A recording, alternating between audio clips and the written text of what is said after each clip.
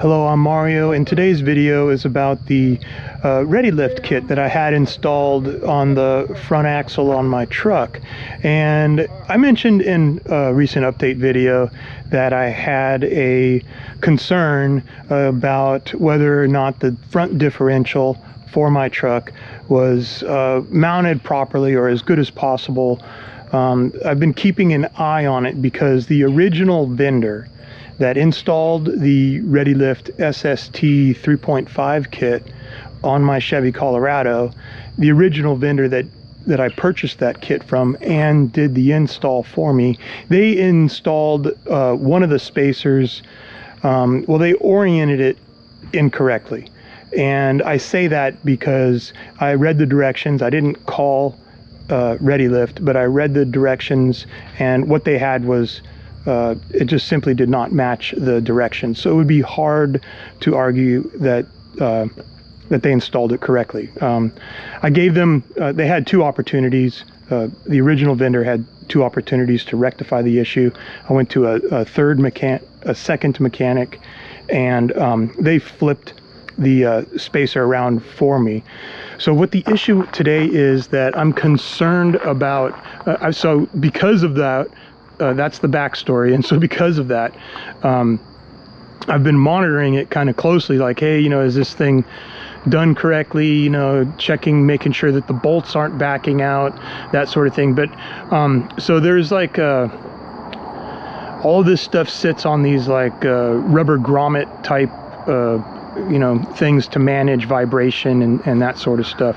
So I've been looking at the gaps and monitoring and seeing this thing moving around, and just wondering if the front differential can't be installed more level. And so that's the objective today. I'm going to go ahead and back out all of the bolts, or at least loosen all of the bolts. There's two bolts, one on each side in the front, and then there's one bolt in the rear, a through bolt that has a lock nut on the other end, and or at least a flange nut and a through bolt. So those three fastener points are what I'm going to be addressing today, and that's all on the front differential. When I had the mechanic move the spacer on the driver's side and correct the orientation on that spacer, he just went after that one bolt. He didn't play around with the other bolts. And so that's what I want to do today. I want to play around with the other bolts to see if the differential can be moved and fastened in there any better.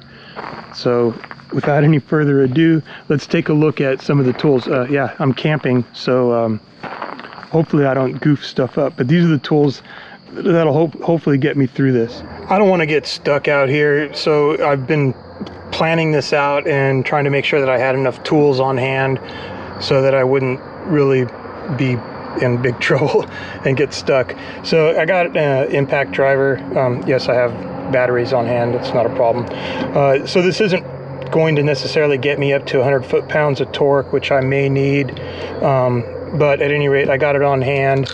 I got a 21 millimeter deep socket. I don't anticipate using, the other one I need is a 22 millimeter, but at any rate, I have this on standby with the 3/8 drive adapter here, specifically for the rearmost through bolt and nut of the differential. So there's the two towards the front, the one on the driver's side and the one on the passenger side. Those are for some reason 22, and then the one in the rear is 21 millimeter. But at any rate, I have that for the one in the rear. It's a real bear. I got a adjustable wrench on hand here. This is just in case I needed it, maybe more as a pry bar. I have some extensions if needed. I don't think I'll need them, specific for the impact wrench, impact driver. Got a little handy mirror, some Loctite. Got a couple crow's feet. So these are standard. I've had these for like a million years, and what I need is for the 21 millimeter, and I couldn't find any to purchase, so I have a 13/16 there. Hopefully that I can squeeze that on. And I purchased this breaker bar. I have these adapters to go from 3/8 to half inch to 3/8. Got some universals in 3/8 and half inch drive. Got my regular ratchets, half inch and 3/8. I have some combo wrenches here. Like I said, I'm dealing with 15 millimeters. I got a 15 millimeter stubby and then a regular 15 millimeter combo for the skid plate. This flex wrench here, also 15 millimeter. So I may need to get the skid plates plural out of the way. And then yeah, 21 millimeter combo wrench, 22 millimeter combo. And then I purchased this 21 millimeter ratcheting combo here also for that third bolt in the back. And so anyway, various extensions, 3/8, half inch. And then I got another goofy flex 3/8 ratchet, and then 21 millimeter socket, 22 millimeter socket.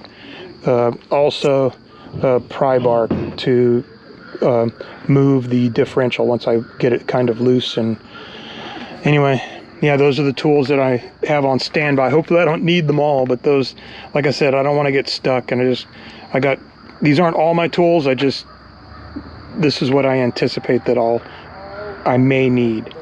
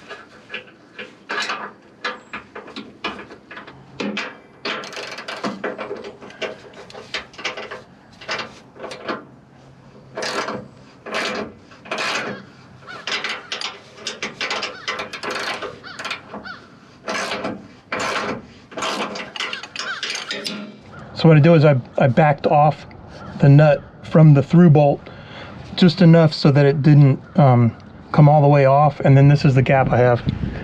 I got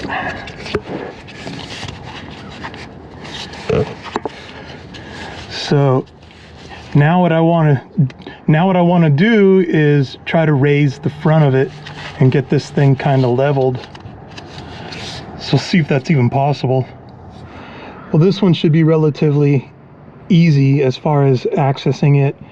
It's right here.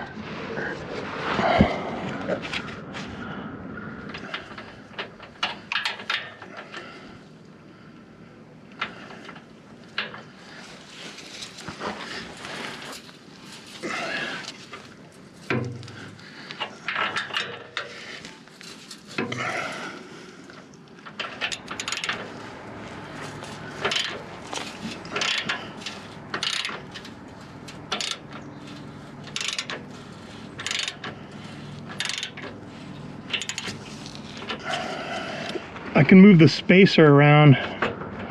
It's loose. I don't know how far I can back that out without it coming out. I'm not too worried about it coming all the way out, as long as I got that one in the back.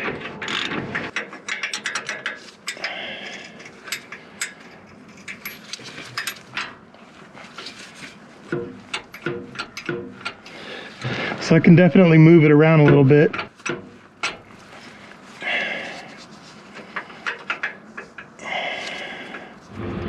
So here you can see the condition of the bolt. It's not in terrible condition, but you can tell it was on the verge of being cross-threaded as it was inserted.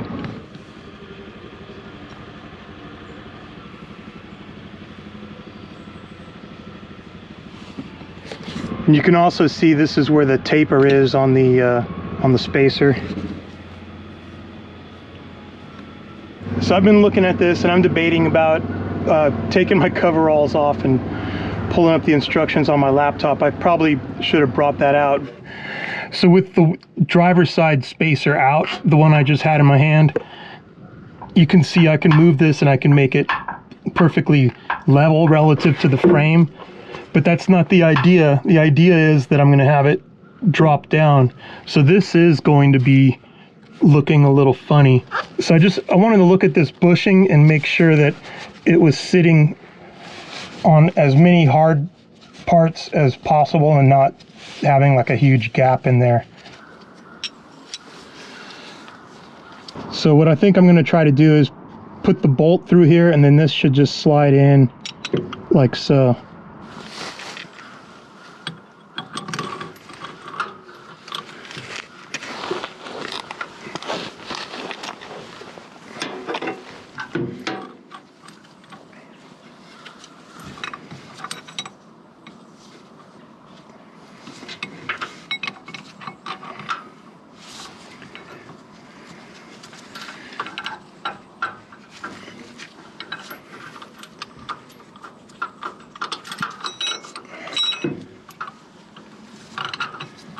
I got everything started in there, and now I can just slide the spacer in there. So I'm double checking the passenger side, and this was originally, the spacer here on the passenger side was originally installed correctly. And you can tell because I read the instructions, and the tapered end of the spacer is supposed to go up against the retainer, close to the frame. And so you can look at the grain and you can see the right angle on the grain, and then you can tell which side of the block was cut on a miter, and so that was cut on a miter goes against the retainer and against the frame. And so I was second guessing myself. I thought I had it upside down again, and then so I went to the instructions and I checked it. So I had it installed correctly over there on the driver's side as far as how it was oriented. Now I just need to get it back in there now. So I have everything loosened up, and that's what I got to do. I got to try to shove this thing back in there with that retention clip in place. And so I'm backing out the bolts as much as I can to get enough play. I can't get the spacer in there because the differential's up against the skid plate, so I got to back out those bolts.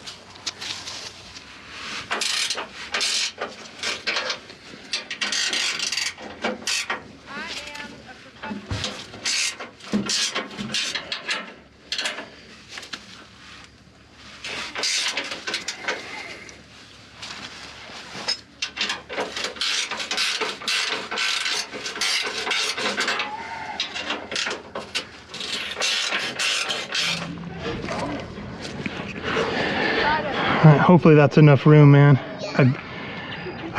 I slid it down, but I didn't catch it on film.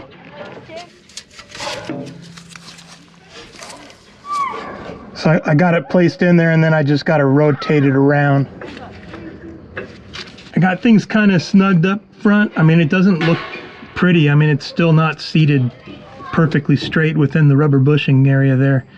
But at any rate, I'm going to go after this third bolt in the back of the front differential, get this third bolt down so I can get that as close to the get the differential down, the back of the differential down and as close to the frame as possible, and then snug those ones up at the on the left and the right hand side. All right, well, I got everything snugged up, and the gaps, they don't really look any different, so that's, I guess, a good thing.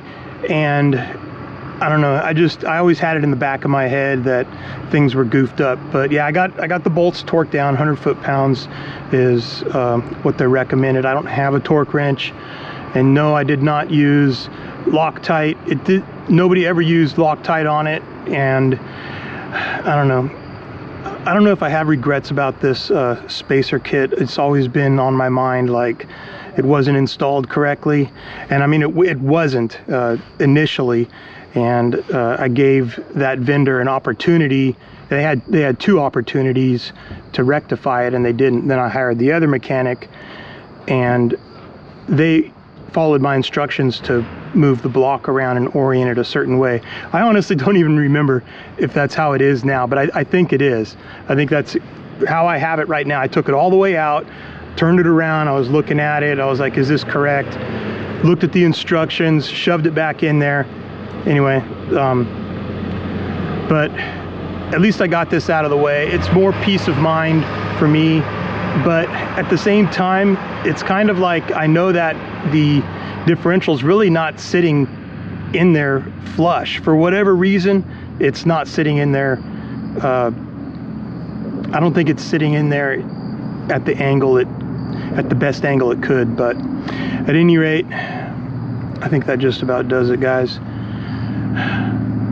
Thanks for watching. I just wanted to bring you guys in on this. You know, maybe this is all for naught, but hey, like I said, I don't want to be stranded or worse yet, get in an accident or something like that. So I went back over it. I've been monitoring it, you know, checking the bolts and seeing and making sure that they didn't back out, which you should do for any modification or any accessory that you bolt on.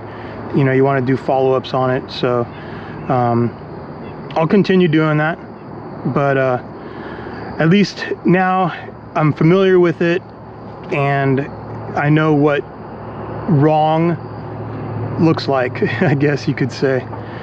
So all right, well, thanks for tuning in, guys, and take care. I'll see you on the next video. Bye.